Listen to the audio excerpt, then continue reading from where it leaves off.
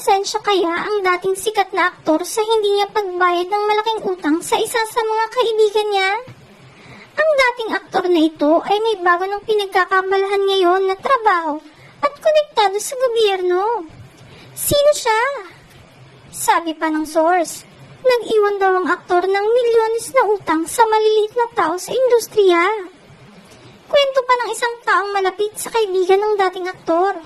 Hindi daw nagbayad ang dating sikat na aktor ng kanyang utang na umabot na sa kalahating milyon. Ang nangyari daw, yung inutangan ay nagkasakit ng matindi na halos ikamatay niya. Inatake kasi siya ng stress at depression dahil ipon niya ang inutang ng dating aktor na inilalaan niya in case of emergency. Bukod pa dito, marami pang taga-industriya ang kanyang inutangan ng malaking halaga na puro pangako. Pero hindi na ito nagpapakita sa kanila hanggang ngayon. Sino kaya ang dating sikat na aktor na hindi marunong magbayad ng utang? Mag-comment lamang sa ibaba ng inyong hula. Thanks for watching!